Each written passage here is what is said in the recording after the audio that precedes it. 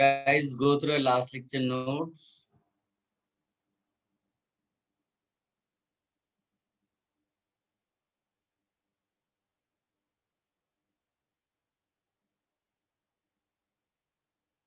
Any doubt? No, sir.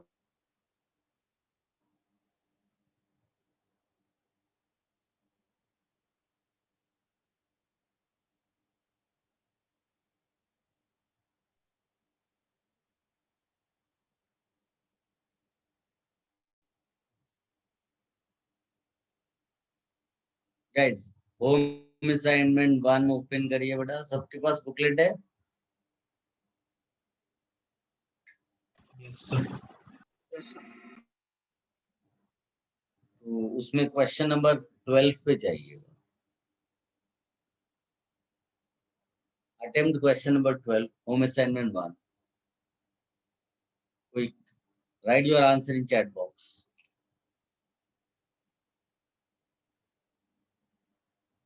So isomerism. अरे मेरे reaction mechanism, अगर किसी के पास बुकलेट नहीं हो तो ग्रुप में डलवा ले किसी से रिक्वेस्ट करके। आप सबके पास हार्ड कॉपी है बेटा?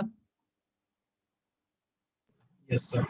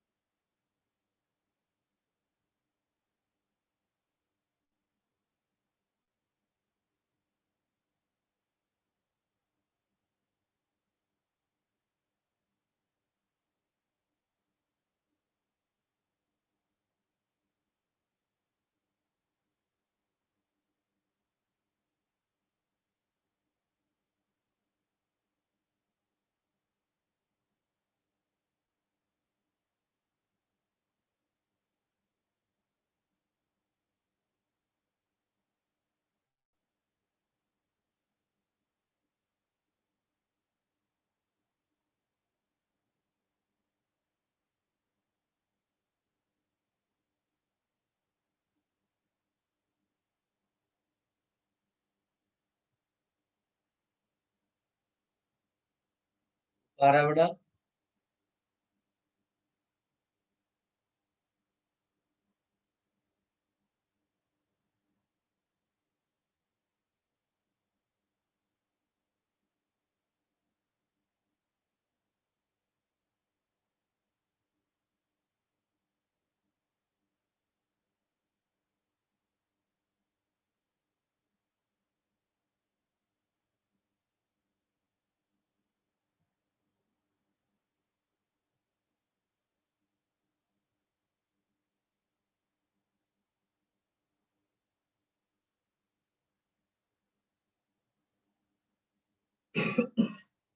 Very good, very good. फटाफट सारे लोग आंसर लिखे बेटा। आंसर की मत चेक करना, आप अपने आप answer whatever answer you get, A B C D whatever, but बिना देखे आप आंसर लिखिए। हाँ?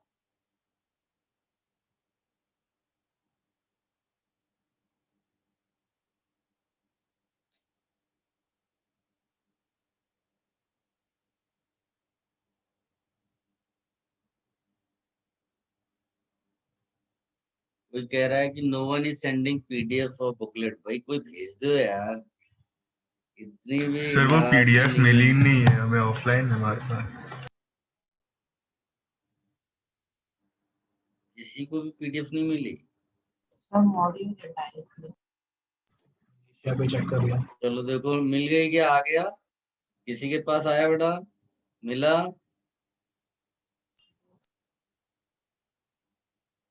यस सर, अभी आया। रिसीव कर लिया जिसको चाहिए? हाँ। लो, जब मैंने भेजा तो कोई और भी भेज दिया, फालतू में मेहनत करा लिया।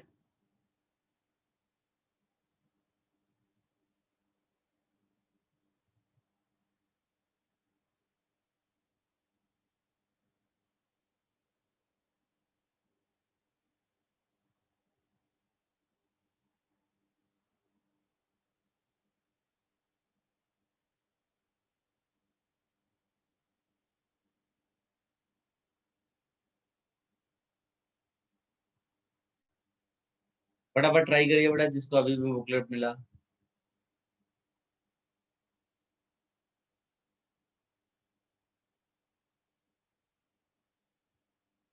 कर लिया हो तो डिस्कस कर लें। Just throw out.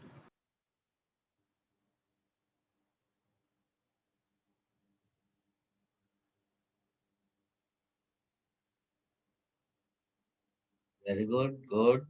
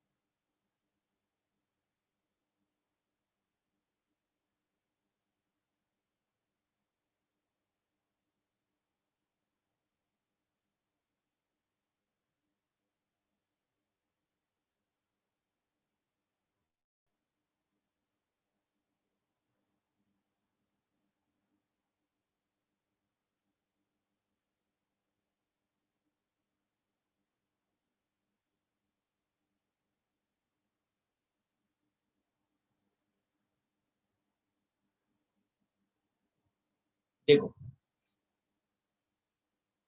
ऐसे क्वेश्चन में पहली चीज, अच्छा एक चीज आप शायद समझ ही गए होंगे, इतना कोई वो नहीं है। क्वेश्चन में थोड़ा सा करेक्शन था, कॉन्सेंट्रेटेड एचसीएल लिखना वो भूल गए, ठीक है।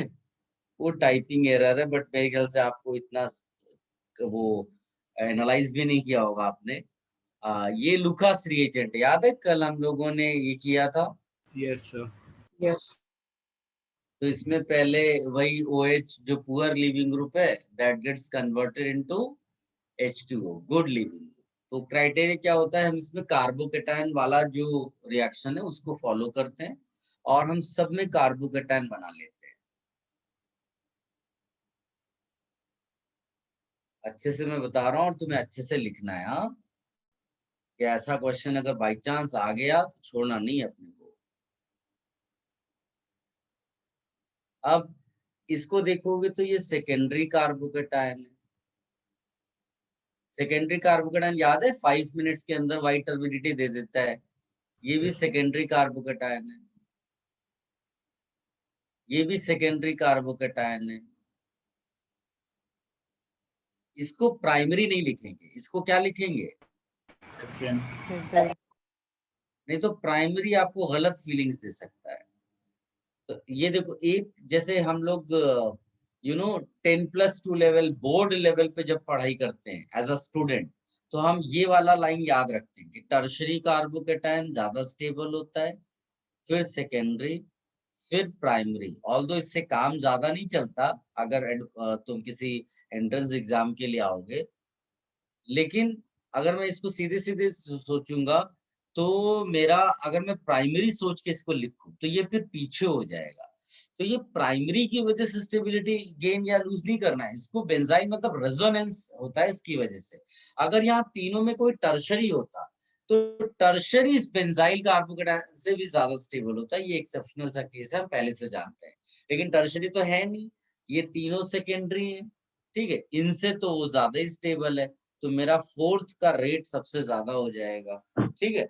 अब बाकी तीन है, तीन में आप देखोगे तो अब रेजोनेंस हो नहीं रहा है, तो क्या फैक्टर बच गया? I effect and hyper conjugation. भाई दो ही तो फैक्टर्स आप लगाते हो, आई एंड हाइपर कॉन्जुगेशन। इसमें हाइपर कॉन्जुगेशन 6 अल्फा एच है। इस वाले में देखोगे तो माइनस आई इफेक्ट से कार्बोकेटायन डीस्टेबलाइज हो रहा है, इधर के प्लस आई से स्टेबलाइज हो रहा है। इधर वाले में जाओगे तो इधर माइनस आई से डीस्टेबलाइज हो रहा है, प्लस आई से स्टेबलाइज हो रहा है। तो इसका मतलब है कि इसमें तो खाली स्टेबलाइज हो रहा है, तो इसका मतलब 3 को यहाँ डाल दोगे। इन दोनों में अगर देखोगे तो किसमें F जो है वो कार्बोकेटायन से दूर है, क्योंकि F is electron withdrawing group, और इलेक्ट्रॉन विड्रॉइंग ग्रुप क्या करता है? डीस्टेबलाइज करता है कार्बोकेटायन,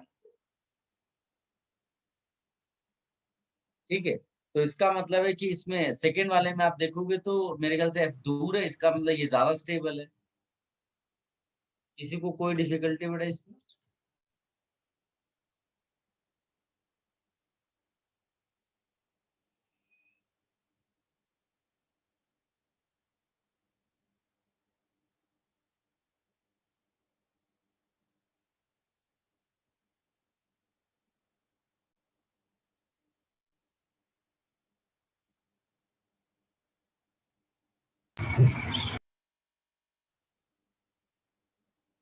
किसी ने कुछ बोला? सर अगर टर्शरी होता तब भी बेंजाइल कार्बोकेटायन सबसे ज्यादा स्टेबल होता है ना? नहीं बेटा, टर्शरी वाले को पहले।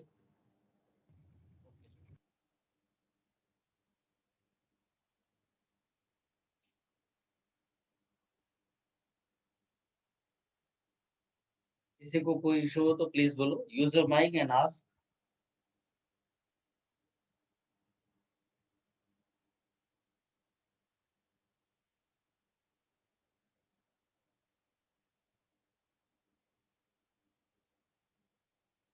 सर बेंजाइल कार्बोकेटायन रेजोनेंस से स्टेबलाइज्ड है ना?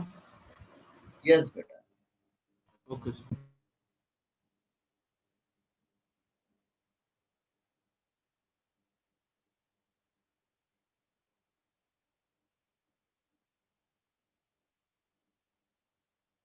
सबने कॉपी कर लिया? रिमूव कर दें?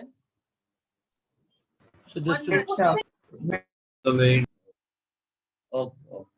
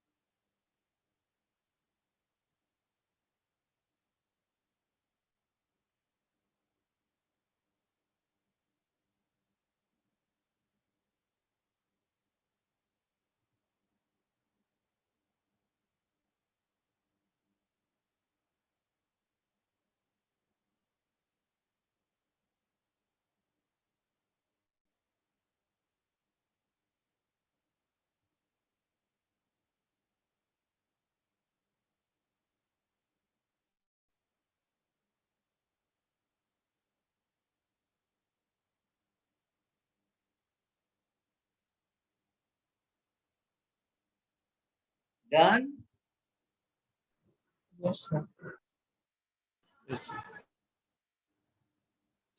अभी आप जाइए होम असाइनमेंट 1 में अगेन, और question number 11, it's a very good question. Answer मत चेक करना बेटा, what ever answer you gate genuinely आप उसको लिखिए चैट बॉक्स में, ठीक है? क्वेश्चन नंबर 11 बेटा, it's a very good question. Sir वो AgNO3 वाला ना? हाँ, वो AgNO3 वाला। एक हिंट मैं आपको दे देता हूँ सो दैट कोई कंफ्यूजन ना हो। जैसे ये RCl है ना, AgNO3 एक्चुअली क्या करता है कि Ag प्लस सप्लाई करता है, और अगर RCl ने Cl माइनस सप्लाई कर दिया तो ये AgCl प्रेसिपिटेट के फॉर्म में बाहर हो जाएगा। अब क्वेश्चन अराइजेस कि what type of RCl will supply Cl minus, what type of RCl will release Cl minus easily? तो उसका आंसर है कार्बोकैटायन, ठीक है? कार्बोकैटायन, जिसका कार्बोकैटायन अगर स्टेबल है तो वो जो है ये इजीली कर देगा। समझ में आया? बस इस कॉन्सेप्ट को ध्यान रखना।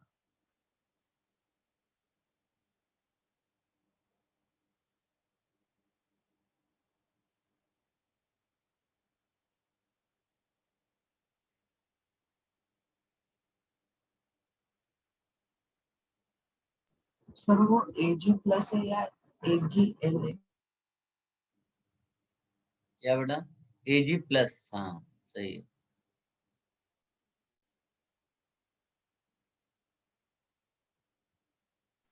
सर यस बेटा। सर प्रीवियस स्लाइड दिखा दो ना, स्क्रीनशॉट लेना है।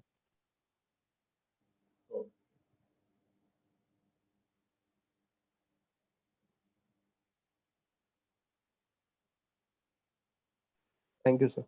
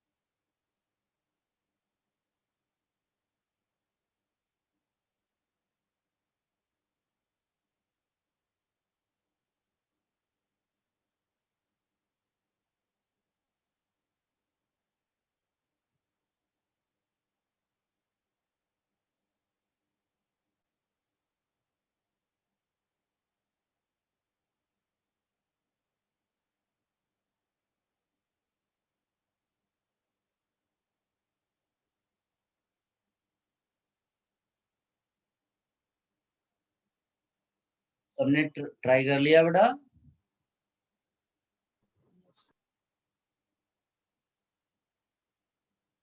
Yes, sir.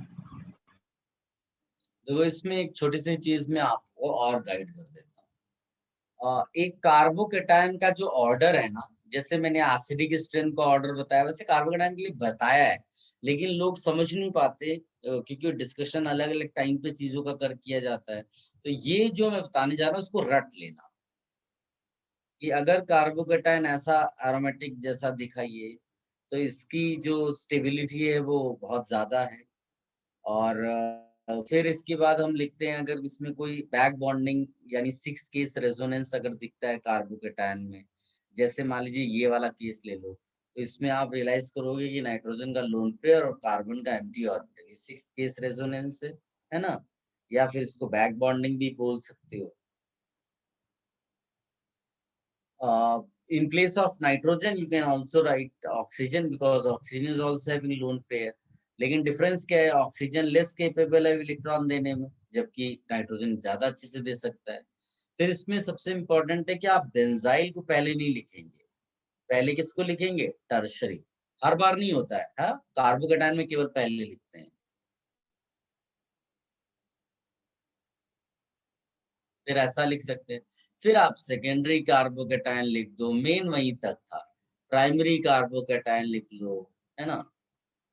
और इसके बाद इसमें ये भी ध्यान रखना है कि अगर कभी ऐसा हो जाए कि जो डबल बॉन्डेड कार्बन है उसका कंपैरिजन ट्रिपल बॉन्डेड कार्बन के साथ हो जाए तो स्टेबिलिटी जो है डबल बॉन्डेड कार्बन की थोड़ी ज्यादा होगी। और अगर triple bonded carbon single bonded से हो जाए तो उसकी स्टेबिलिटी और बढ़ जाएगी। ये आप छोटी-छोटी चीजें, इनसे ही आंसर्स निकलते रहते हैं। अब तुम अगर इस पर्टिकुलर केस में, इस पर्टिकुलर क्वेश्चन में देखोगे, तो इस पर्टिकुलर क्वेश्चन में तुमको ध्यान से देखना पड़ेगा कि कार्बोकेटायन किस टाइप का मिल रहा है, उसमें किस टाइप की स्टेबिलिटी आ रही है।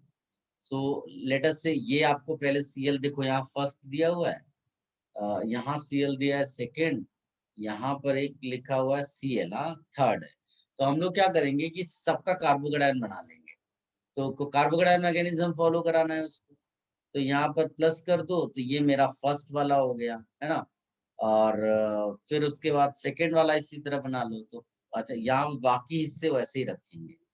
सेकंड वाले में क्या आएगा, ये तो ऐसे ही रहेगा, यहाँ प्लस लगा दो, ये सेकंड हो गया कार्बोकेटायन। थर्ड वाले में क्या आएगा, यहाँ ऐसे ही रहेगा, यहाँ प्लस आ जाएगा। अब अगर तुम ध्यान से देखोगे, एक नॉर्मल स्टूडेंट क्या सोचता है, नॉर्मल स्टूडेंट को लगता कि टर्शियरी कार्बोकेटायन सबसे ज्यादा स्टेबल होता है, इसको नंबर 1 ले लेगा। फिर ये सेकेंडरी है, ये भी सेकेंडरी है। फिर कोई बच्चा सोचेगा ऑक्सीजन माइनस आई इफेक्ट दिखाता है, तो डिस्टेबलाइज कर देगा, तो आंसर लिख देगा 1 ग्रेटर देन 2 ग्रेटर देन 3, जबकि 1 ग्रेटर देन 2 ग्रेटर देन 3 हो ही नहीं सकता आंसर, क्योंकि आप पढ़े लिखे हो, आपको मालूम है कि 6 केस रेजोनेंस होता है। तो बताइए कि सबसे ज्यादा स्टेबल कौन होगा? 3. थर्ड वाला है ना, 6 केस रेजोनेंस साफ साफ नजर आ रहा है ना। तो थर्ड वाला सबसे ज्यादा स्टेबल, तो उसकी रिएक्टिविटी उसके अल्काइल हैलाइड की ज्यादा होगी। फिर इन दोनों में अगर देखोगे, तो यहाँ पर सेकेंडरी कार्बोकेटायन है और इसमें टर्शरी, कोई स्पेशल फैक्टर भी वर्क नहीं कर रहा है, तो सीधे सीधे टर्शरी वाले को पहले लिख दोगे। क्या बड़ा समझ में आया सब बच्चों को ये? Yes. Sir.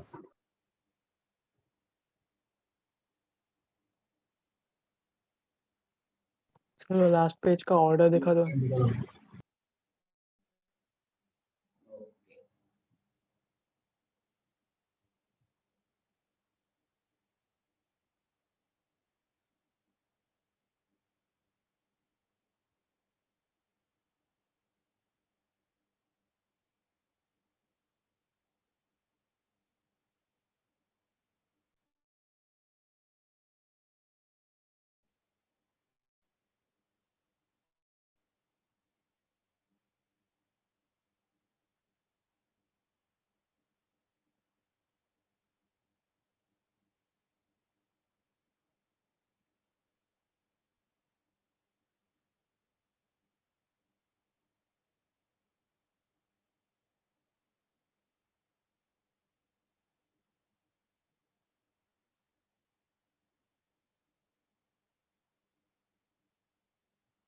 कॉपी हो जाए तो बताना बेटा।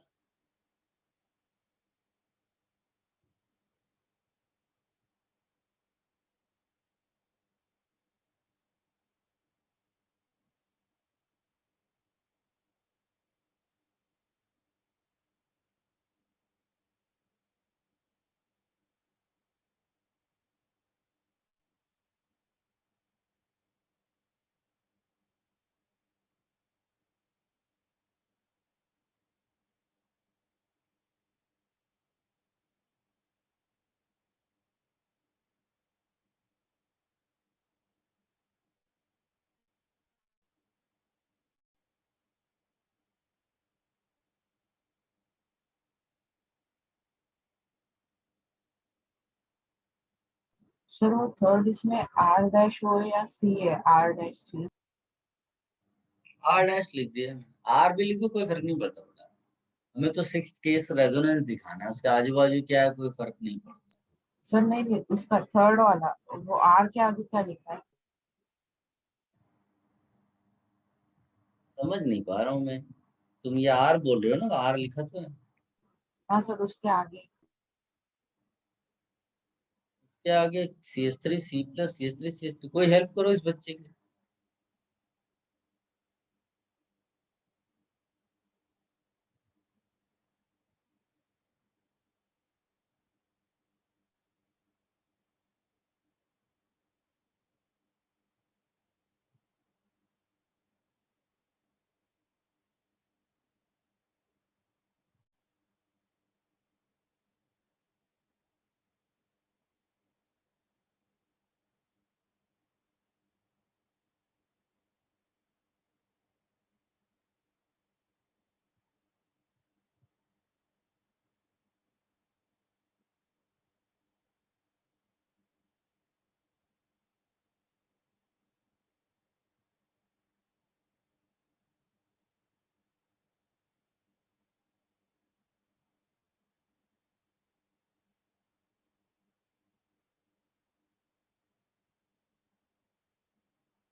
तो हटा दे, हो गया। Yes, sir. So wait. Sir yes बेटा। तो अगर टर्शरी कार्बोकेटाइन में भी जो ग्रुप्स लगे हैं उनकी वजह से कोई भी अल्फा एच नहीं मिलता रहेगा तो फिर वो अनस्टेबल ही होगा ना। इसकी बात कर रहे हो क्या? हाँ सर सर सिमिलर ऐसा अगर CH3 की जगह कोई और ग्रुप होगा जिसके पास अल्फा एच नहीं है तो फिर वो सेकेंडरी से भी कम इतना ज्यादा स्टेबल हो जाएगा। कॉम्प्लिकेटेड चीज, इतना ज्यादा तुम बहुत ज्यादा सोच रहे हो। ऐसा क्वेश्चन पूछ ही नहीं सकता जिसमें काउंटर फैक्टर ऐसा लगा दे कि एकदम समझ लो कि 5% 10% उसके डिक्रीज दिखा दे, तो समझ लो कि तो वो थेरेटिकली फीजिबल नहीं है, वो ऐसे क्वेश्चंस पूछेगा नहीं। और हम वो कर ही नहीं सकते। हम ये मान के चलते हैं टर्शरी कार्बोकेटायन मतलब, तुम अगर कोई बच्चा बोले सर यहाँ इथाइल लगा दे तो, अगर यहाँ प्रोपाइल लगा दे तो, अगर यहाँ ऐसा कार्बन कर दें जिसके ये तीनों एच हटा दें और वहां पर अल्फा एच हटा दिया जाए तब क्या होगा? अरे भाई थेरेटिकली ऐसा कम ज्यादा जिस रेंज में तुम बात करो फिजिबल नहीं है। हम ये मानकर चलेंगे अगर टर्शरी कार्बोकेट है ना तो ज्यादा स्टेबल है। और रेयर सिचुएशन कि तुमने यहाँ पर तीनों हटाकर इलेक्ट्रॉन विड्रॉइंग ग्रुप्स लगा दिए, तो हाँ वहां बोल सकते हो कि वो लेस स्टेबल होगा। समझे ओके ना? Sir, yes sir.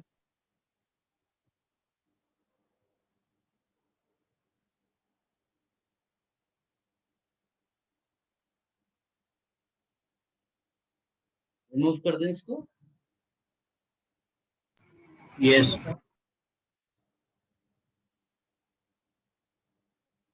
इसको कॉपी कर लो फटाफट।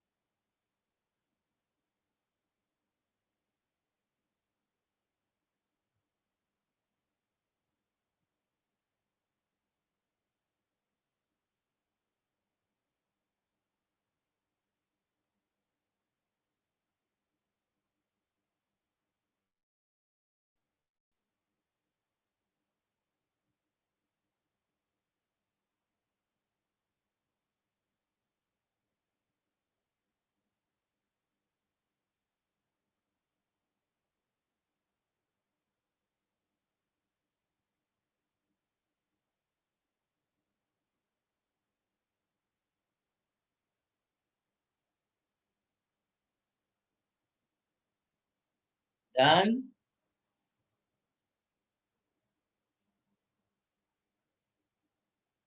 सबने कर लिया? Yes, sir. सर एक मिनट.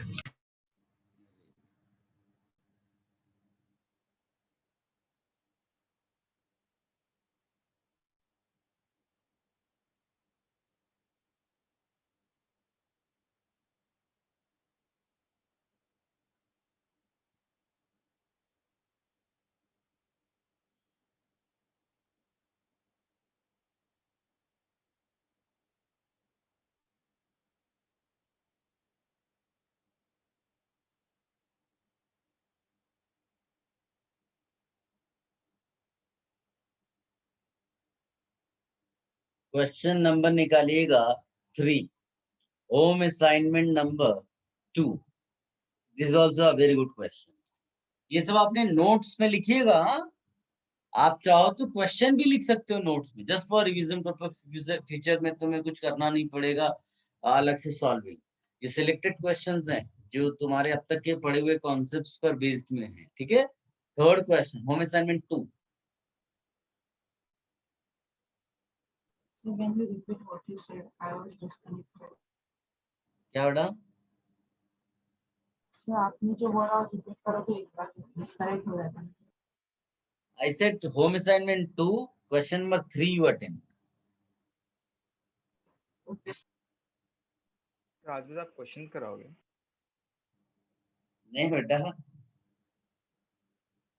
क्या तुम फिजिक्स मैथ्स में क्वेश्चंस नहीं करते हो क्या? केवल थियरी पढ़ाते हैं वो लोग. नहीं. बिना प्रॉब्लम्स के बेटा एप्लीकेशन कैसे काम कर चलोगे? इंजीनियर बनना है बेटा.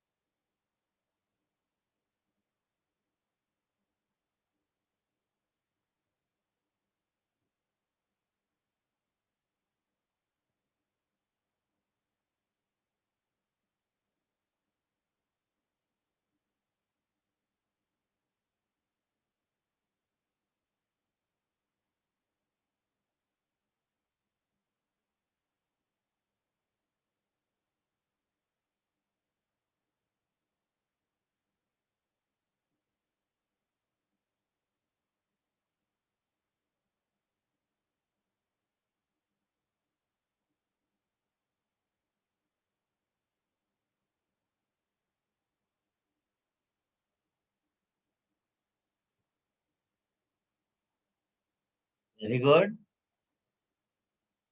Good. Very good. Good.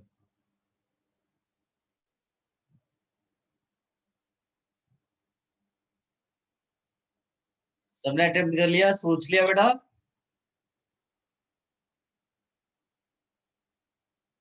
So that is correct. आप नोट्स रिफर करो बेटा, ऐसा नहीं है. आप लिविंग ग्रुप एबिलिटी चेक कर लो, कार्बोकेटाइन का स्टेबिलिटी चेक कर लो, SN1 रिएक्शन है या SN2 रिएक्शन है, पहले ये डिसाइड कर लो, उसके बाद चीजें होती हैं.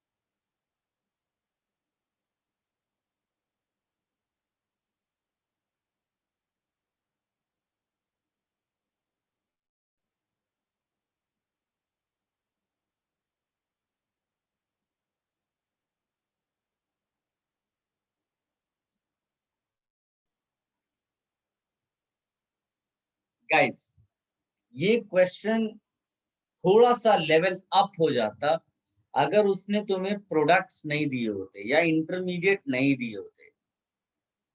ध्यान से देखना बेटा, आप ये मान कर चलो कि they have not given this, ये मान लीजिए कि नहीं दिया हुआ है ना, सीधे केवल रिएक्टेंट दिए हुए हैं। क्या आप मेरी बात समझ पा रहे हो बेटा? आप जब अपने नोट्स में क्वेश्चंस लिखना तो इसी वे में लिखना, आप प्रोडक्ट यहाँ पर मत डाल देना। हाँ, तीनों रिएक्शंस को इसी तरह से लिखना जिस तरह से मैं लिख रहा हूं। अब सबसे पहले ये पता करना होता है कि रिएक्शन SN1 है कि SN2, तभी आप रेट का क्राइटेरिया डिफाइन कर पाओगे। तो H2O न्यूट्रल है, न्यूट्रल न्यूक्लियोफाइल है। तो न्यूट्रल न्यूक्लियोफाइल और एनायनिक न्यूक्लियोफाइल किसके वीक होने के चांसेस होंगे? न्यूट्रल। न्यूट्रल। तो ये हमारे लिए वीक न्यूक्लियोफाइल हो गए, या इन जनरल अगर आप बोलोगे ना तो मोस्टली जो सॉल्वेंट होता है ना, अगर वो न्यूक्लियोफाइल है तो वीक होगा, और वीक होगा तो वीक न्यूक्लियोफाइल्स किसको फेवर करते हैं बेटा? SN1। SN1। तो हम मान कर चल रहे हैं ये प्रोडक्ट्स नहीं दिए। देखो लेवल क्वेश्चन का आसान कर दिया उसने, और हमने जो जो अपना एनालिसिस किया तो हमारा भी SN1 आ रहा है, लेकिन वो हमने अपनी मेहनत से निकाला, हमने स्टडी किया, उसके बेसिस पे निकाला, ना कि वो दिया हुआ उसको देख कर। आई होप आप इस बात को समझ पा रहे हो। तो अगर ये SN1 रिएक्शन सारा फॉलो करता है, यानी कि कार्बोकेटायन मैकेनिज्म होगा, कार्बोकेटायन मैकेनिज्म। तो कार्बोकेटायन मैकेनिज्म में रेट ऑफ SN1 किस बात पे डिपेंड करता है? कार्बोकेटायन की स्टेबिलिटी पे डिपेंड करता है। तो जो पहला वाला होगा Yes, ये sir. टर्शरी कार्बोकेटायन देगा, दूसरा वाला होगा वो सेकेंडरी कार्बोकेटायन देगा, थर्ड वाला जो है वो भी टर्शरी कार्बोकेटायन देगा। यानी कि सबसे कम स्टेबल कौन है इसमें? सेकेंड। सेकेंडरी वाला। इसका मतलब ये तो क्लियर है कि R2 रेट सबसे पीछे आएगा। अब आता है R1 और R3 में। अब इसमें दोनों ही टर्शरी थे, यानी structure of substrate will not decide the answer. What is the next factor? Solvent, same है सब में। What is the next factor? Nucleophile, same है, solvent in nucleophile. What is the next factor? Leaving. तो Cl और Br में which one is better living group? BR। Br। इसीलिए आपका R1 greater than R3 इस तरह से आएगा। क्या आप समझ पाए बेटा? Yes sir.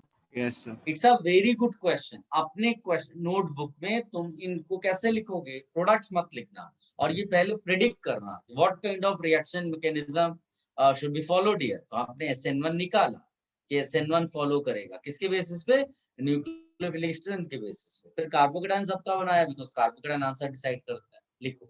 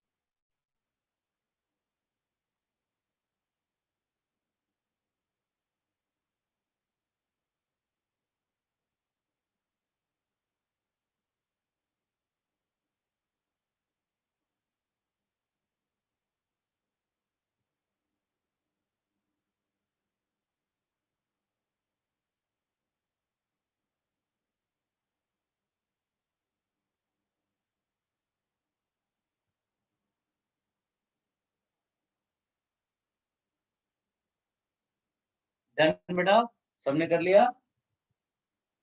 सर वेट,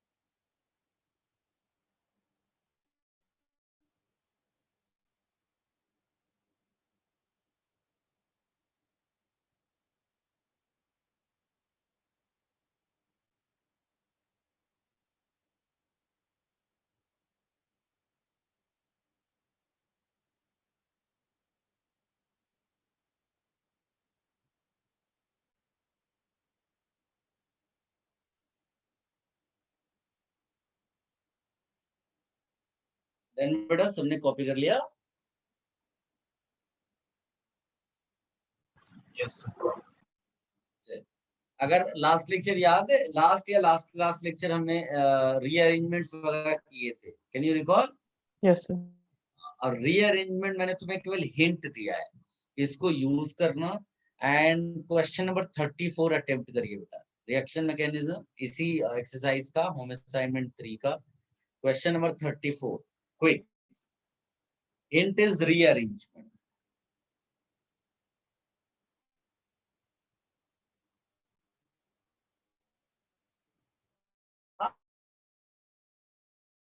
डालिए।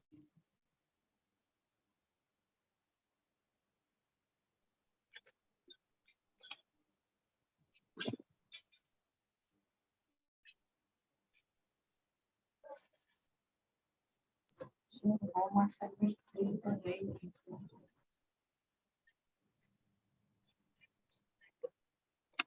Are you saying something?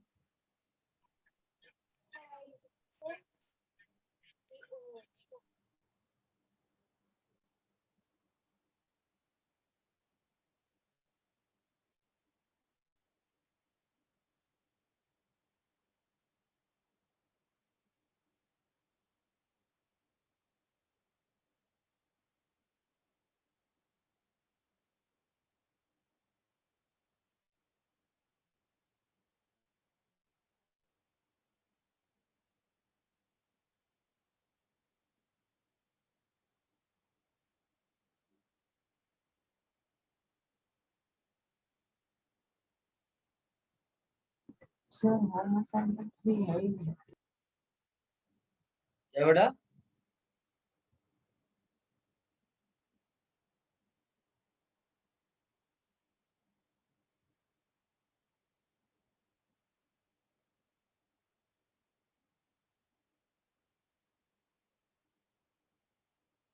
फटाफट आंसर भेजिए बेटा।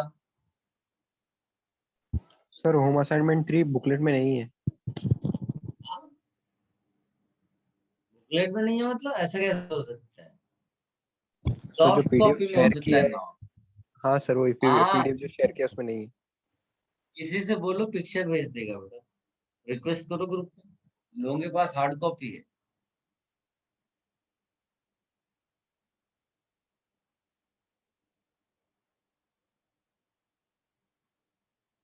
वेरी गुड बेटा।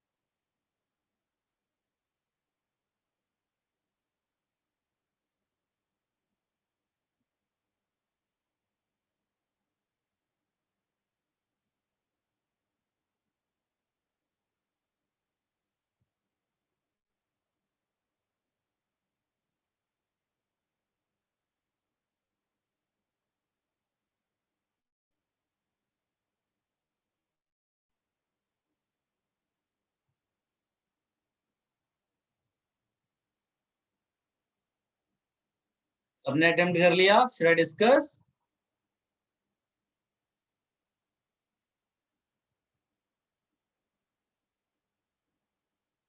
Wait.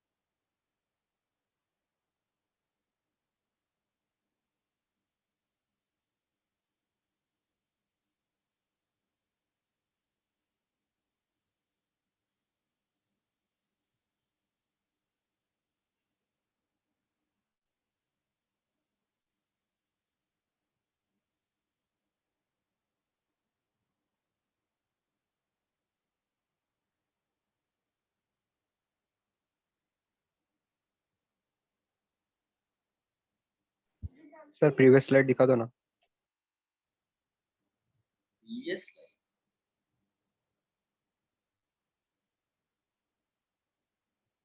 ये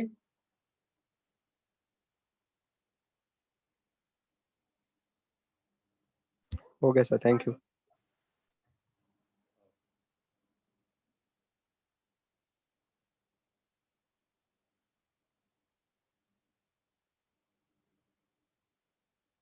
सबने अटेम्प्ट कर लिया?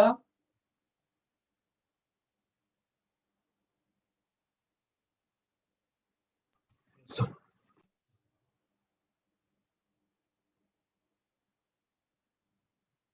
देख,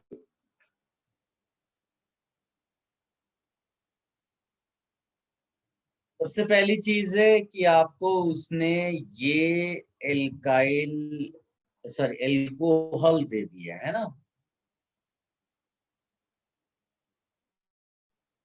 याद करो लुकास रिएजेंट के टाइम पे Cl का रिएक्शन ROH के साथ दिखाया था. तो भाई HIV तो वैसा ही है ना, इट्स अ प्रोटॉन डोनर. और ये ज्यादा अच्छा प्रोटॉन डोनर है, ये ज्यादा अच्छा एसिड है. It's a better acid than HCl. If HI is better acid than HCl, it's better proton donor. तो यहाँ तो कार्बोडाइन बनने के सबसे ज्यादा चांसेस है. तो सबसे पहले तो तुमने ये बनाया होगा, फिर यहाँ पर कार्बोकेटाइन बनाने के लिए इसको निकाल दिया.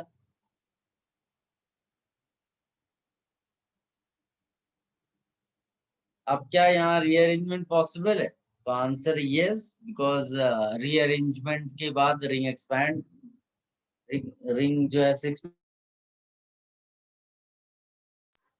मेंबर दिखाई देगी. आपने ये वाला बॉन्ड उठाकर इसको दिया है, तो केयरफुल. क्या कहना चाहते हो बोलो? सर आपकी वॉइस ब्रेक हो रही थी इसमें. क्या ये सुनाई दिया बेटा कि इसका प्रोटोनेशन करेंगे और ऐसा बन के फिर कार्बोकेटाइन बनाएंगे? यहाँ तक सुनाई दिया? yes. Yes sir. इसके बाद ये जो बॉन्ड, बिकॉज रिंग एक्सपेंशन दिखाना है तो आपको एक बॉन्ड तोड़ करके ऊपर लगाना पड़ेगा. मैंने आपको लास्ट लेक्चर ही बोला था कि डिजाइन आप ऐसा रखना कि मिस्टेक ना हो. तो डिजाइन में क्या था, इधर मिथाइल था तो मिथाइल D, फिर डिजाइन ऐसे गया, ऐसे गया, ऐसे गया, ऐसे गया. और ये जो बॉन्ड था कुछ तो कम कर दिया मैंने गलती से, तो दोबारा बना रहा हूँ. ये वाला जो है एक ऐसे कार्बन से कनेक्टेड है, फिर ऐसे डिजाइन गया, नीचे आया, ऐसे गया. नाउ ये जो बॉन्ड यहाँ कनेक्टेड था, now I will connect the same bond with this carbon, और यहाँ प्लस आ जाएगा. क्या किसी को कोई डिफिकल्टी? नो. अब इसके बाद इसको सुंदर सर सा वहां रिंग प्लस बना. कैसे गया?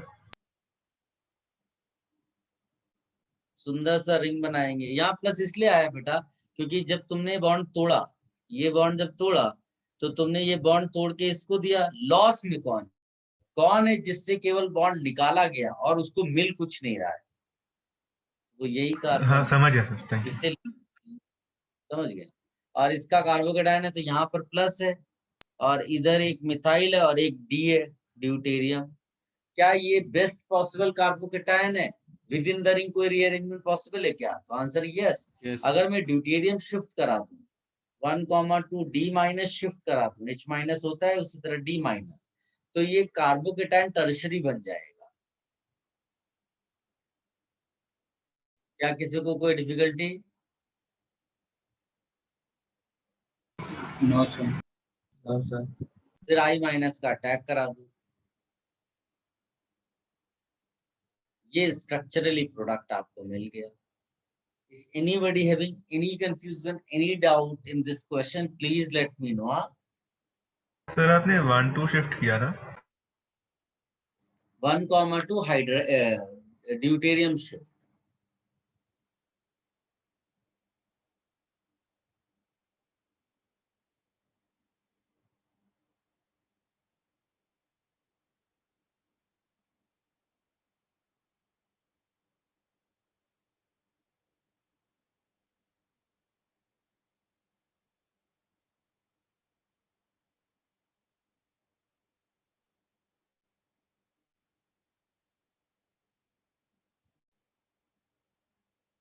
सर लास्ट स्टेप एक्सप्लेन कर दो ना प्लीज। क्या चीज एक्सप्लेन कर दो बेटा? शिफ्ट हो गया, उसके बाद क्या किया आपने? उसके बाद I माइनस ने इस प्लस पे अटैक किया और I अटैच हो गया।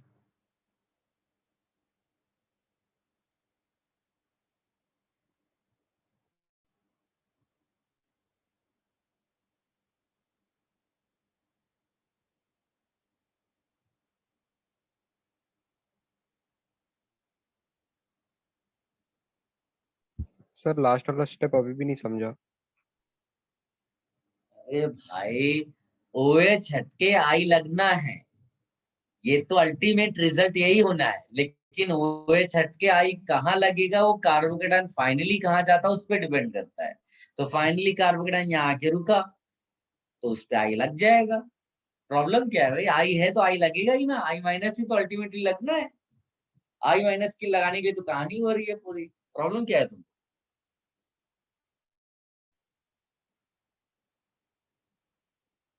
किस टाइप का डाउट है? डाउट अपना थोड़ा और मेरे को एलाबोरेट करो तो मैं बता पाऊंगा। नहीं नहीं सर समझा।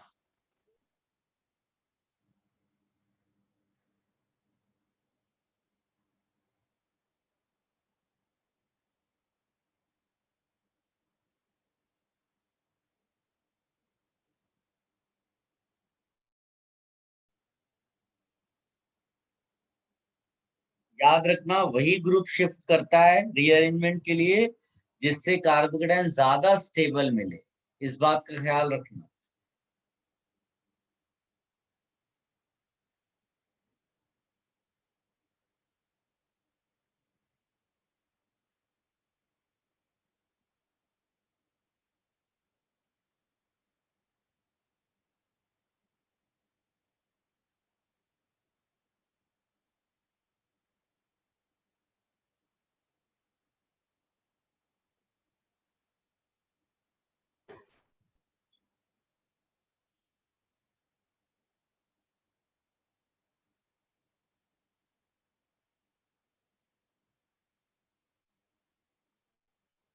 डन।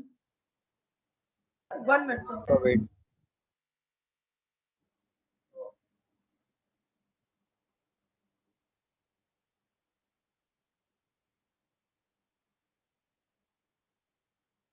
जिन्होंने कर लिया हो वो 32 और 29 ये दो क्वेश्चंस भी ट्राई कर लें।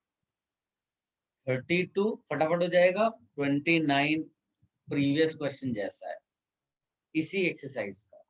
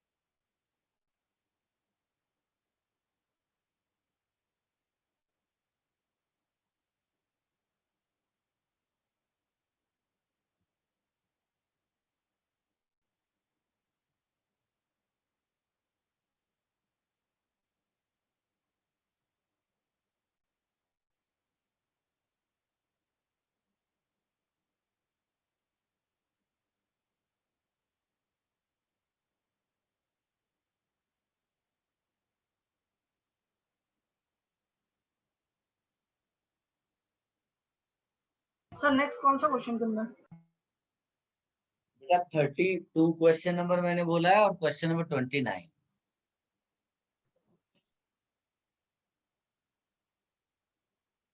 So can you show the last side once?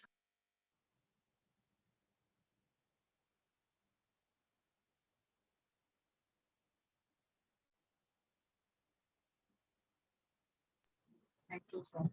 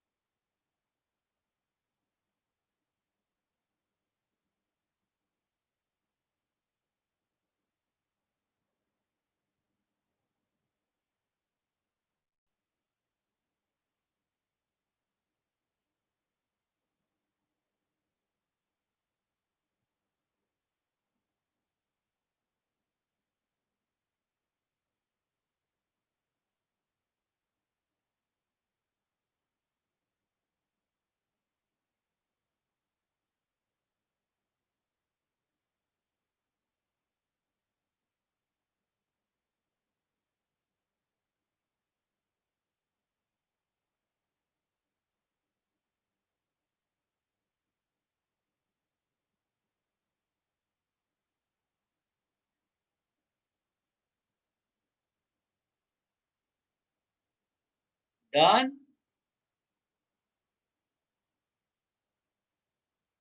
So wait. 32nd question के लिए आप डांसिंग रेजोनेंस रिकॉल करिए बेटा, जीओसी में Yes, हमने sir. पढ़ा हुआ है।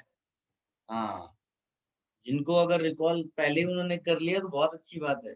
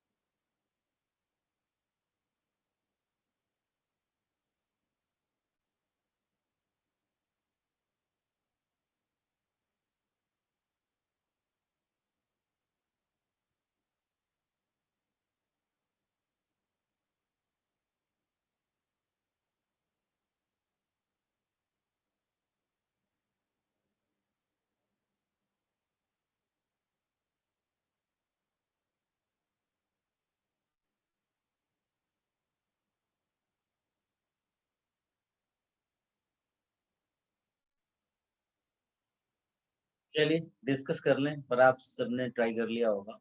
देखिए 32nd क्वेश्चन है, उसमें साफ साफ कहता है SN1 mechanism, and if it says SN1 mechanism, then you have to check what? Carbocation.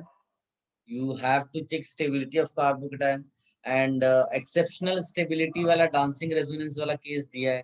And हम लोग तो नॉर्मली एक साइक्लोप्रोपाइल रिंग और मिथाइल इधर लेते हैं, लेकिन यहाँ तो तीन तीन दिया हुआ है ना। तो ये बहुत ही ज्यादा स्टेबल कार्बोकेटायन होगा, इसका मतलब है कि ये जिससे भी आया होगा, जिस भी सबस्ट्रेट से, वो आंसर हो जाएगा। तो D is the perfect answer for 32nd question. 29 question में जैसा मैंने आपको 34th क्वेश्चन के लिए बताया, वैसे यहाँ पर भी करना है। ऑल्दो यहाँ प्रोडक्ट दिया हुआ है, सॉरी हाँ प्रोडक्ट दिया हुआ, अगर नहीं भी दिया होता ना, फिर भी आप ऐसा बोलते कि H2O is a weak nucleophile, ठीक है, यानी सॉल्वेंट है ये, तो इसको हम सॉल्वोलिसिस बोलेंगे। तो सॉल्वोलिसिस जो होता है वो जनरली कौन सी मैकेनिज्म फॉलो करता है? SN1। जब तक कि कोई स्ट्रॉन्ग बेस ना अवेलेबल है, न्यूक्लियोफाइल अवेलेबल ना हो, तो हम लोग को क्या बनाना पड़ेगा? कार्बोकेटायन। कार्बोकेटायन ये बनाया, फिर क्या कोई रीअरेंजमेंट होगा? यस, 1,2 हम क्या लिखेंगे? Methyl shift. फिर कार्बोकेटायन आपका फाइनली ऐसा स्टेबल कार्बोकेटायन आ गया। इसमें अब कौन अटैक करेगा? वाटर। जब वाटर अटैक करेगा इस पे, सो ये आया यहाँ पर O और H और H और प्लस यहाँ लगेगा। तो सॉरी यहाँ प्लस हट चुका है, ये वाला प्रोडक्ट बना, इंटरमीडिएट मान लो, और फिर H प्लस हटा दो, फाइनली आपको ये मिल गया। ठीक है ना। तो आप चेक करो इसमें कौन सा इंटरमीडिएट गिवन ऑप्शंस में मैच नहीं कर रहा वो answer. Any doubts, any confusion? Sir बोलो बेटा, 32nd में एक डाउट था। बोलो बोलो। तो उसमें बी और सी में कंपेयर करना होता तो कैसे करते? एक्सेप्शनल स्टेबिलिटी, अच्छा बी और सी की बात करो। ऐसा एक और तुमको मैं बात बता दूं, जरूरी नहीं कि तुम हर क्वेश्चन में कंपैरिजन यानी कि सबका ऑर्डर निकाल पाओ, ये फिजिबल हमेशा नहीं होता है। हाँ, कई सारे ऐसे केसेस होंगे जहां पर तुमको फिजिबिलिटी मिल जाएगी। ठीक है। अब जैसे 32nd क्वेश्चन है, तो ये इसमें ये रहता है कि अगर मान लो कि ऐसा दिया होता, एक बेंजीन रिंग है और CH2 प्लस लगा है, ठीक, और दूसरा क्या दिया है? ये ऐसा, किसको ज्यादा स्टेबल लेते हैं? इसको। लेकिन अगर मान लो इसमें दो बेंजीन रिंग लगा दोगे तो इसकी स्टेबिलिटी बढ़ जाएगी, इसकी स्टेबिलिटी बढ़ जाएगी, इससे ऊपर लेंगे। इन दोनों का बहुत क्लोज रहता है, लेकिन ज्यादा किसको लेते हैं? इसको। ओके गाइस ये कॉपी कर लिया सब, आगे बढ़े। सर आप वो वापस बता सकते हो क्या? क्या बता दूं बेटा, किसका लिए? कौन सा? सर बी और सी में कंपैरिजन कैसे करेंगे? एक फिनाइल रिंग होता अगर, तो वो वाला बेंजाइल जो होगा वो टर्शरी से थोड़ा कम रहता है, लेकिन अगर दो फिनाइल आ जाएंगे या तीन फिनाइल आ जाएंगे तो इससे ज्यादा हो जाएगा। Okay sir.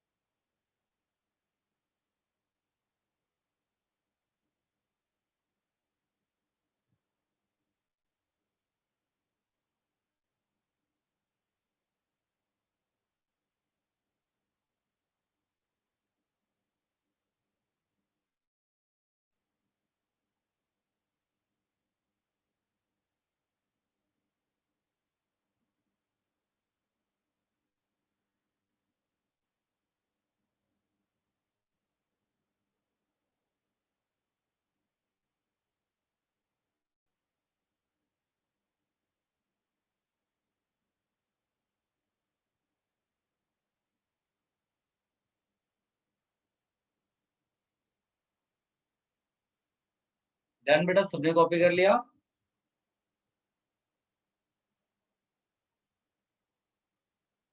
Yes. So now we'll talk about elimination reactions.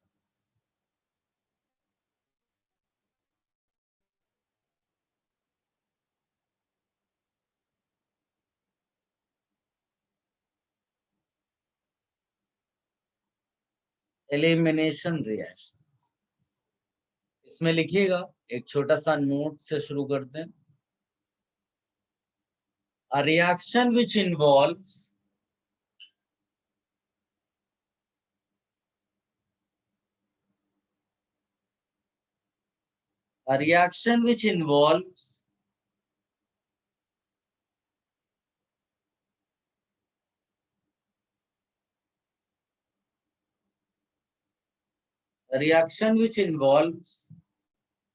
removal of two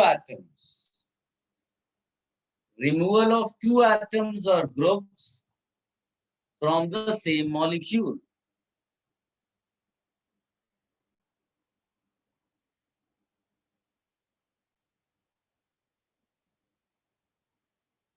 None of which is replaced by another atom or group. None of which is replaced by another atom or group is called elimination reaction.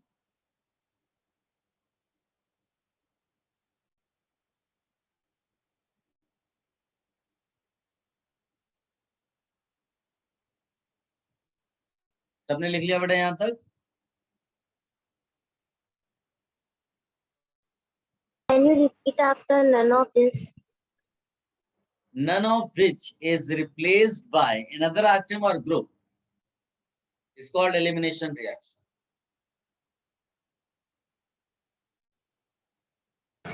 Sir आप एक बार थोड़ा note repeat कर सकते हो? क्या कर दूं? Sir पूरा नोट रिपीट। पूरा बोल देता हूं। A reaction which involves removal of two atoms or groups from the same molecule and none of which is replaced by another atom or group is called elimination reaction. सबने लिख लिया? देखिए बेटा, देखो एलिमिनेशन तो हमको मेनली बीटा एलिमिनेशन पढ़ना है, तो इसको तो मैं एकदम ही हाईलाइट कर देता हूं। बीटा एलिमिनेशन जिसको हम लोग बोलते हैं 1,2 एलिमिनेशन। 1,2 एलिमिनेशन मतलब आजू बाजू वाली पोजीशन से हटाना। ठीक है, तो ये जो एलिमिनेशन मैंने कैटेगराइज करने का ट्राई किया है, ये बेस्ड ऑन पोजीशन है, तो मैं लिख भी देता हूं, based on relative positions. Relative positions, based on relative positions of atoms or groups which we are removing. Sir ये बीटा एलिमिनेशन है ना? हाँ, इसके 3 कैटेगराइजेशन होते हैं। एक को अल्फा एलिमिनेशन बोलते हैं, एक को गामा एलिमिनेशन बोलते हैं, और एक को यहाँ पर हमने लिखा है बीटा। हमको मेनली कौन सा पढ़ना है बेटा? बीटा। बीटा। तो अगर मान लो तुमको अल्फा गैमा में थोड़ा कम समझ में आता है, उसको इग्नोर कर देना। इमोशनल मत हो जाना कि हमको अल्फा समझ के ही रहना है, ऐसा नहीं है, उसको आप इग्नोर कर देना, टाइम वेस्ट नहीं करना। मान लीजिए कि ऐसा मैंने बना दिया है ना, यहाँ बी लगा दिया, ए और बी को एलिमिनेट कर दो और इन 2 कार्बन को जोड़ दो, तो आप देखोगे कि आपको ट्राइंगल मिल जाएगा। तो ये गामा एलिमिनेशन हो गया। अगर मान लो आजू बाजू वालों को तुमने हटाया, यहाँ ए है यहाँ बी है, तो यहाँ दोनों आपस में बॉन्ड बनाएंगे, तो बॉन्डिंग कैसी हो जाएगी बेटा?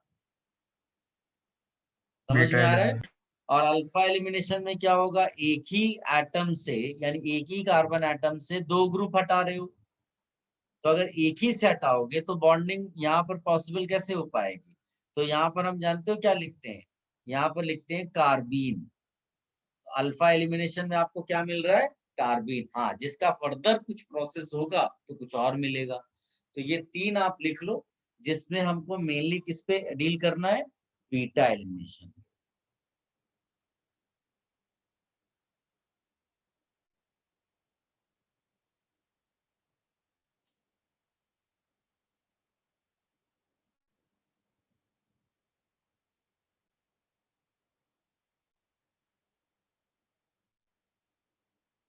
Sir third one is gamma elimination में.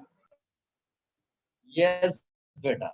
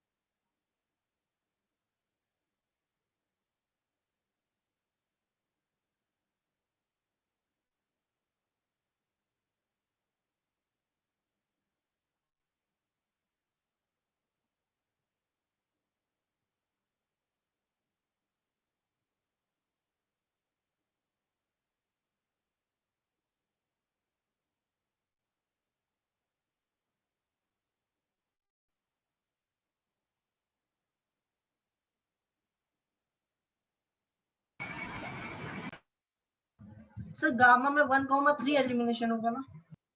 हाँ, यहाँ पर 1,3 होगा. सर गामा में वो ट्रायंगल कहाँ से फॉर्म हुआ? अगर ये किनारे वाले कार्बन जुड़ जाएंगे तो तीन ही कार्बन तो ऐसा दिखेगा तुमको चेन में. Yes sir, yes sir.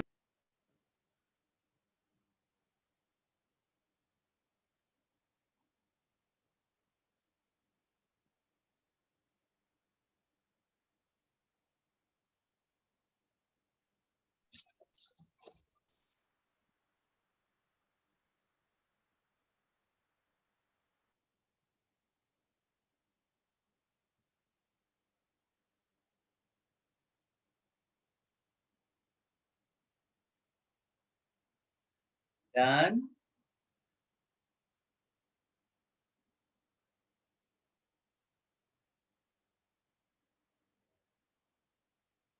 Done sir. Guys, now again you write heading beta elimination, and within beta we will talk about two special examples.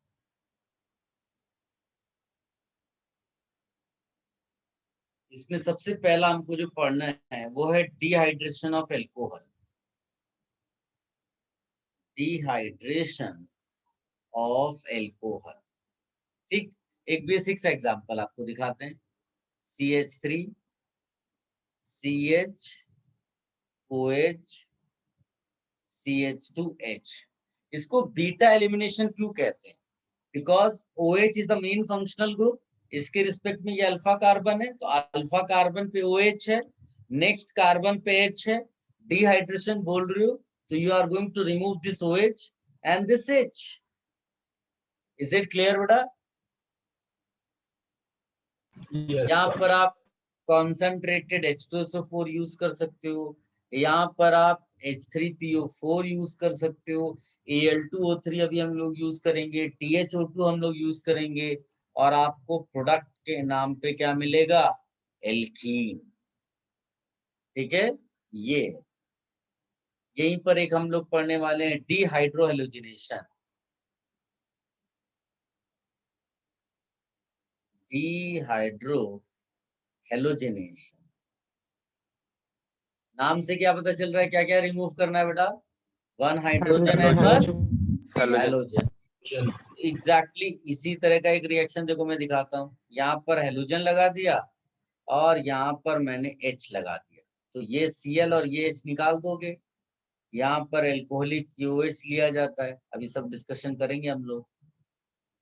Product क्या बनेगा? ऐसा. और ये OH है इन्वॉल्व है तो वाटर बन जाता है. ये Cl लिख लो.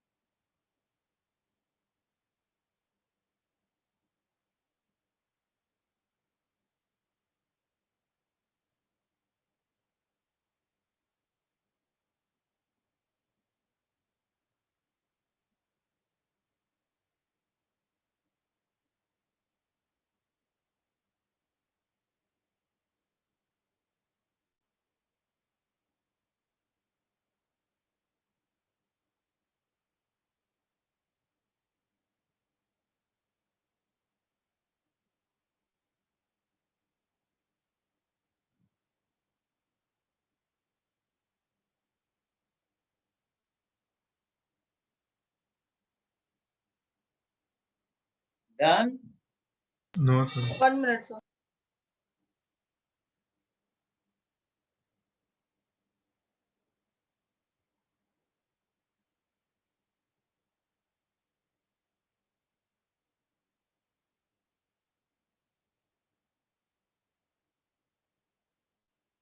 सर सेकंड वाले एग्जांपल में कैटलिस्ट का यूज किया है। सेकेंड वाले में इसमें रिएजेंट है एल्कोहलिक की हुई।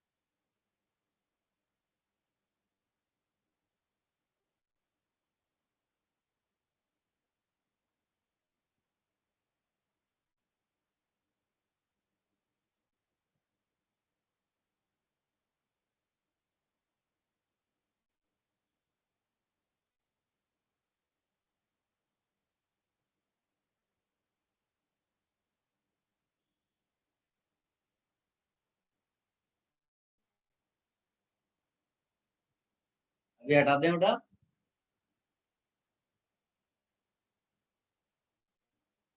Yes, sir. Yes sir. Guys देखिए, जैसे हम लोगों ने सब्स्टिट्यूशन में 2 मैकेनिज्म्स की थी, यहाँ पर भी उसी स्टाइल में आपको 2 मैकेनिज्म्स लिखनी। एक को हम लोग बोलते हैं E1 और एक को बोलते हैं E2 मैकेनिज्म। ये होता है एलिमिनेशन फर्स्ट ऑर्डर और ये होता है एलिमिनेशन सेकेंड ऑर्डर।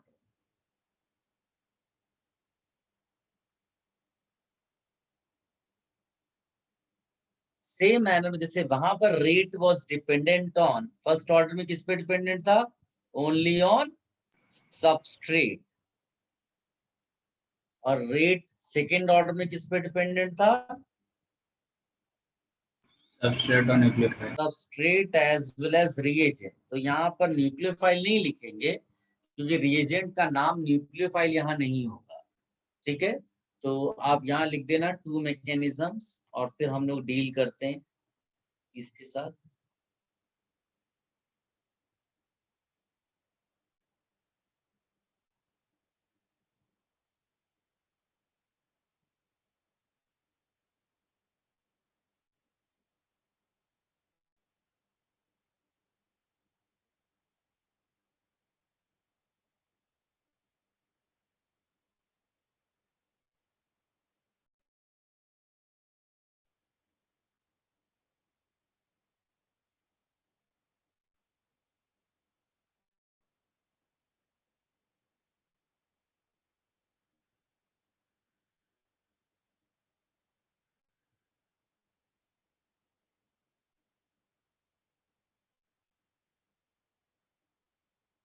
हो गया बेटा?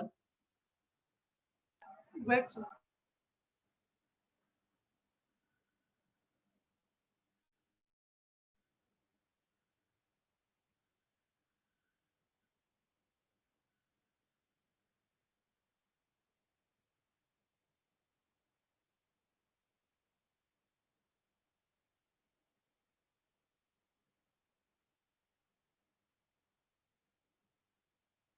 Done, sir. ओके, चलिए first of all we will talk about dehydration. Dehydration of alcohol. तो डिहाइड्रेशन ऑफ एल्कोहल्स में हम लोग बात करेंगे E1 मैकेनिज्म की। ठीक है, अभी देखो एग्जांपल लेते हैं। If I take CH3 CH3 CH3OH और यहाँ पर हम डिहाइड्रेटिंग एजेंट लेते हैं H2SO4।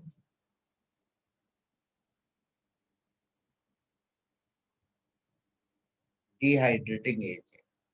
Now what will B step 1?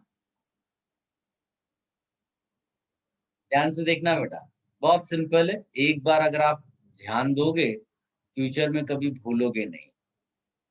सबसे पहले तो ये बताओ, जो H2SO4 है वो एक प्रोटॉन डोनर है, ट्रू और फॉल्स? ट्रू। ट्रू। तो प्रोटॉन डोनर है, सामने एल्कोहल खड़ा है। एल्कोहल बताओ उस प्रोटॉन डोनर से क्या बातचीत करेगा? H दे दो। किसको दे दो भाई? ऑक्सीजन। मेरे ऑक्सीजन को।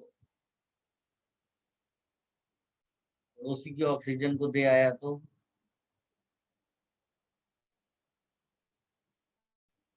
क्या ये सबको समझ में आया बेटा? Yes sir. Yes. अब बताओ ऑक्सीजन क्या बोलेगा? मैं hydrogen sir plus charge.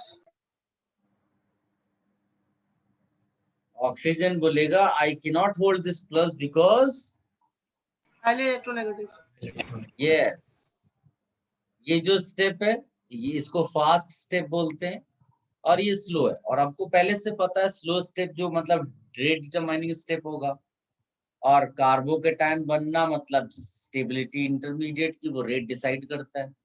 That is why this is slowest step. अब स्टेप 3 क्या होगा? कार्बोकेटायन बन गया, कार्बोकेटायन बन गया। अब इसके पास जो एक H होगा, कोई सिस्टम में बेस आएगा, any base in the system, any base in the system, that can be even water, it can be HSO4 minus। देखो यहाँ बेस अवेलेबल है ना, या इवन वाटर। कई बार एल्कोहल खुद बेस का काम करेगा और ये जो H है ना इसको लेके चला जाएगा। तो ये जो बॉन्ड पेयर है ये किसको मिल जाएगा? कार्बोकेटायन को। This way you get a double bond. समझ में आया बेटा किस तरह से डबल बॉन्ड बना? और बेस के साथ H चला जाएगा। अगर तुमने HSO4 माइनस यूज किया था तो H2SO4 वापस मिल जाएगा। So these are the 3 steps for the formation of alkene from alcohol, that is dehydration. Copy कर लो पहले इसको। If you have any confusion, कुछ भी कहीं पर यू आस्क।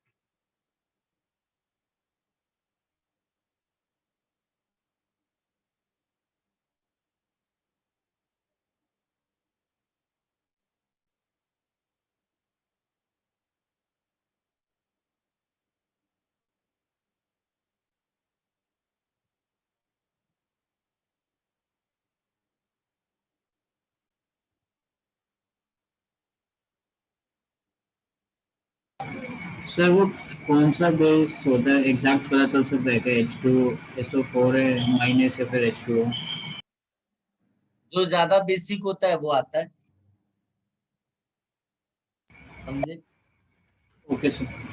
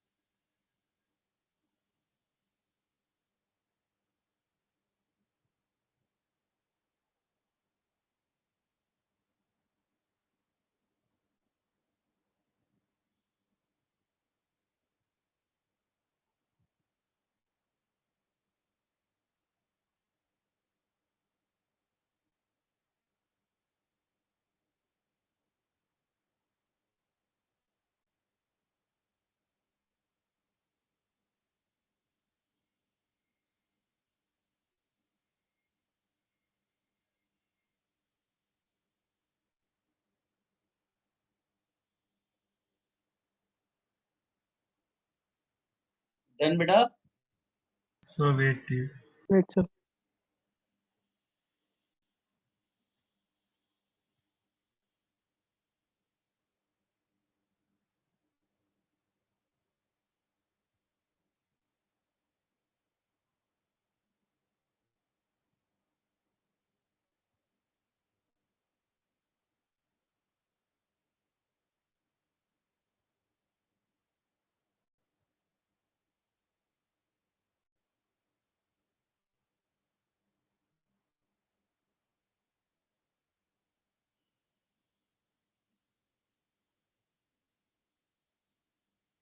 सर आपने वो राइट कॉर्नर में क्या लिखा है? राइट कॉर्नर में सर वो टिक किया है देखिए। HSO4 minus. Okay sir. So can you please explain step 3 again? Step 3, it's very simple. After carbocation formation, you have to write alkene. How will you write alkene? OH तो निकल गया, अब तुमको H प्लस निकालना है, तो कोई base आएगा जो H प्लस को एब्स्ट्रैक्ट करेगा, और कौन सा H प्लस होगा तो हमने पहले ही डिसाइड कर रखा है कि ये अल्फा है, ये बीटा है, तो बीटा H निकालेंगे। तीनों बीटा H आइडेंटिकल थे, you remove any one, you are going to get the same answer. H को हटा दिया, वो बॉन्ड पेयर इधर देगा, यहाँ डबल बॉन्ड बन गया।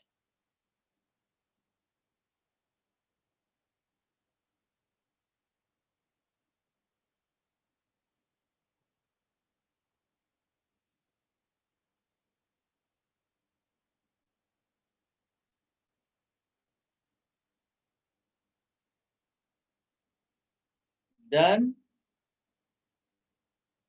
So wait. Sir, 1 minute. Okay.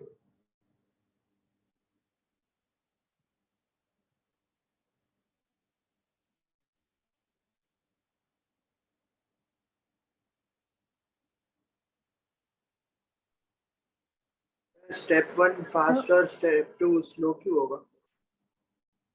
बेटा ये एक्सपेरिमेंटल डेटा रहता है कि जो स्टेप स्लोएस्ट होता है वही रेट डिटरमाइन करता है। रेट, ऑर्डर, ये सब एक्सपेरिमेंटल डिटेल्स होती है। हाँ, गेस कर सकते हो कि इसमें कार्बोकेटायन बना है, और मोस्टली कार्बोकेटायन जहां पर बनता है वो स्लोएस्ट होता है।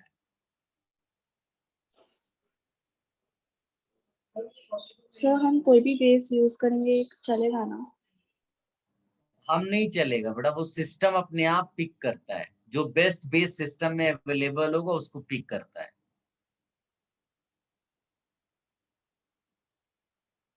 Okay sir.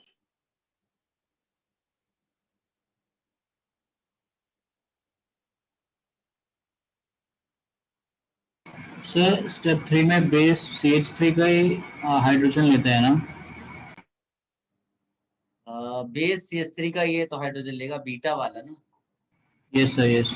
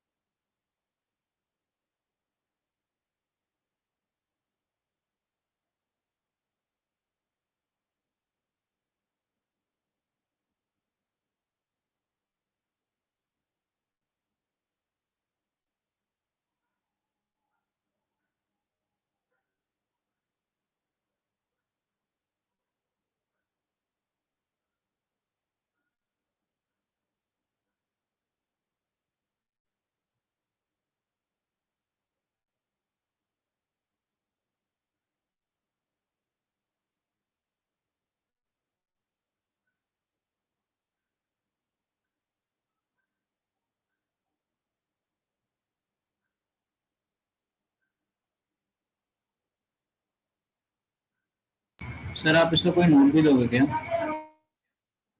नोट की कोई रिक्वायरमेंट नहीं बेटा, ये 3 स्टेप्स अपने आप में सफिशिएंट है, सब कुछ बता रहे हैं। Should I remove this? Yes sir.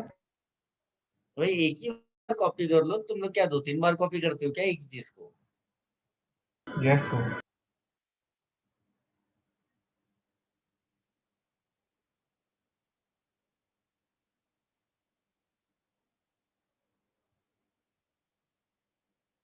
Guys, अब जैसे मान लीजिए कि ये क्वेश्चन दिया हुआ है, तो ये क्वेश्चन दिया है, अब इसमें हम लोग मैकेनिज्म यूज करने का ये मतलब नहीं कि हम हर स्टेप जबरदस्ती करें।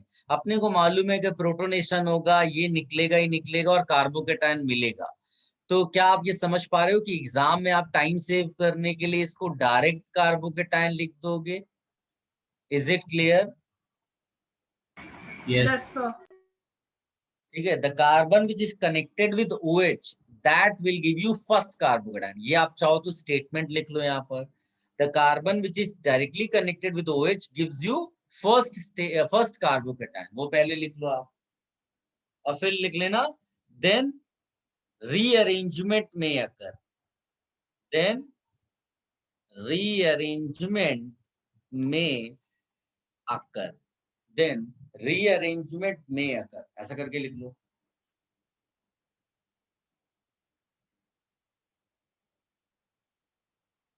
देन रीअरेंजमेंट में अकर, बेटा यहां तक लिख लिया सबने? Yes, sir.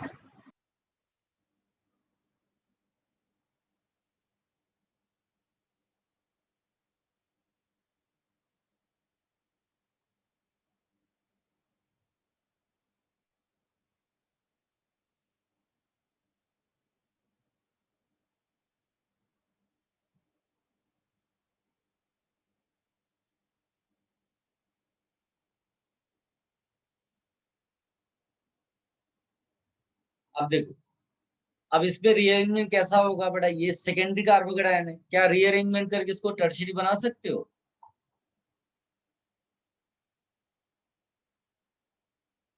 Answer is yes. What kind of shifting here? 1 to methyl shift. 1,2 methyl shift.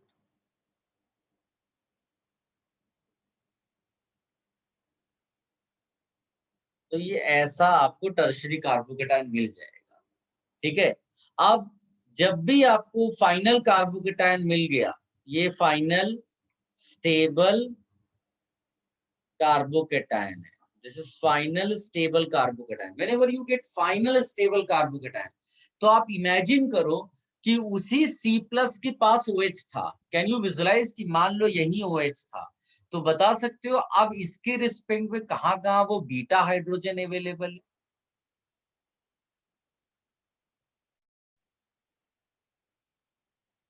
कहाँ कहाँ अवेलेबल है? Can you guess? 3 जगह। हाँ, मैं दोबारा बता देता हूँ। मान लो कि यही OH लगा होता, क्योंकि जहां OH था वहीं कार्बोकेटायन होना चाहिए था, तो यहीं पर समझ लो OH है। तो इसके रिस्पेक्ट में ये बीटा और ये beta, can you see 2 beta hydrogen atoms identical है? Yes sir. Yes, sir. ठीक है, ये और ये क्या हो गए? आइडेंटिकल। तो that means you will get one product from here, एक प्रोडक्ट आपको मिलेगा ऐसा। डायरेक्ट आंसर लिखो, यहाँ का H हटा दो, डबल बॉन्ड डाल दो। What will be another product? क्या आप विजुअलाइज कर पा रहे हो आंसर को? Yes sir. These are the 2 products. ठीक है, एक बार जरा इसको कॉपी कर लो।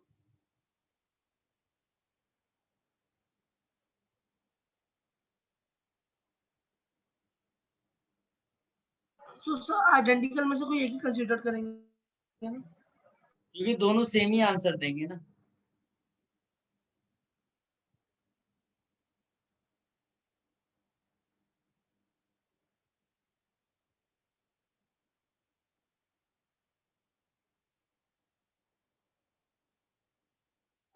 सर अगर पूछे कि how many beta H are there, so answer 3 होगा या फिर 2? ऐसा नहीं, ऐसा पूछेगा how many different types of beta है, तो आंसर है 2। Okay sir.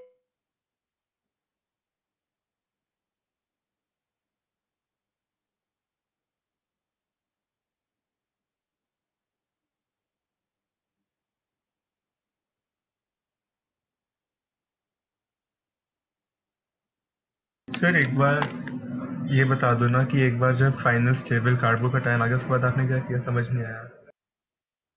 Final stable carbocation आने के बाद आपको H निकाल देना है उसके बाजू से। तो इधर वाला एक बाजू है जिसका H निकलेगा तो डबल बॉन्ड आ सकता है, इधर वाला बाजू से H निकलेगा तो डबल बॉन्ड आ सकता है, इधर भी H अवेलेबल है बाजू में, यहाँ डबल बॉन्ड आ सकता है। तो 3 डबल बॉन्ड आ सकते हैं, लेकिन 2 प्रोडक्ट्स आइडेंटिकल होंगे जो इस टाइप का दिखेगा और एक इधर वाले से।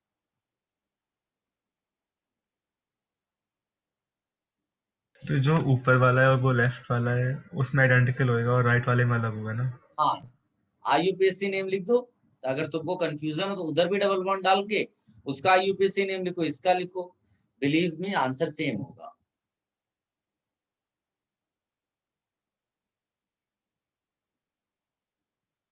तुमने कॉपी कर लिया?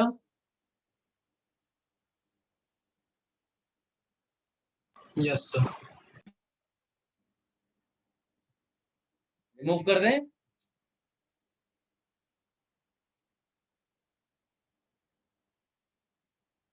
Yes sir. अब इसमें 2 चीजें हैं बेटा। अगर आप ध्यान से देखोगे तो 2 प्रोडक्ट्स यहाँ जो पॉसिबल थे, इन 2 प्रोडक्ट्स में, क्योंकि नॉर्मली पहले क्या होता था, सब्स्टिट्यूशन में एक ही प्रोडक्ट मिलता था, एलिमिनेशन में देखो 2-2 प्रोडक्ट्स यहाँ मिल गए। तो मेजर प्रोडक्ट कैसे डिसाइड होगा? How do we decide major product? तो आप लिखेंगे उसको ओरिएंटेशन ऑफ डबल बॉन्ड। छोटा सा पॉइंट है, orientation of double bond. Orientation of double bond, आपके पास 2 पॉसिबिलिटी है, 2 पॉसिबिलिटी है डबल बॉन्ड की। तो जो मोर सब्स्टिट्यूटेड डबल बॉन्ड होगा ना, मोर सब्स्टिट्यूटेड डबल बॉन्ड, उसमें अल्फा H ज्यादा होंगे बेटा, स्टेबिलिटी ज्यादा होगी अल्फा H डबल बॉन्ड के रिस्पेक्ट में, जिसको आप हाइपर कॉन्जुगेशन भी बोलते हो। इसको बोलते हैं सेडजेफ प्रोडक्ट। क्या बोलेंगे? सेडजेफ प्रोडक्ट। और जो लेस सब्स्टिट्यूटेड होगा, यानी कि जिसमें हाइपर कॉन्जुगेशन कम होंगे, less substituted product double bond, उसको बोलेंगे हॉफमैन प्रोडक्ट। क्लियर है बेटा ये? तो क्या तुम इसको देख के बता सकते हो इन दोनों में से सेडजेफ प्रोडक्ट कौन होगा? Second one. सर राइट वाला। तो यहाँ इसके नीचे लिख देंगे सेडजेफ। और मोस्टली सेडजेफ प्रोडक्ट ही मेजर प्रोडक्ट होता है। कहां पर हॉफमैन होगा that we will discuss. Otherwise आप हमेशा किसको मेजर मान लोगे? सेडजेफ को। तो ये वाला पार्ट भी कॉपी कर लो।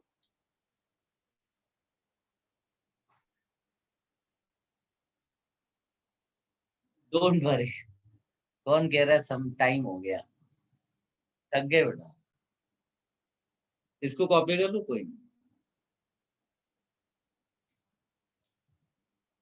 If you have copied, then you can leave, no issue.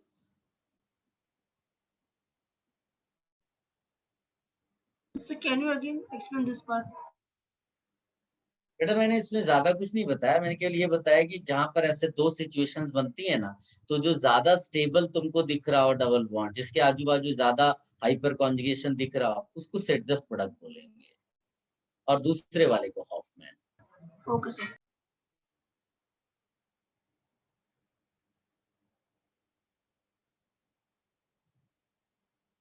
Bye sir, thank you. Okay.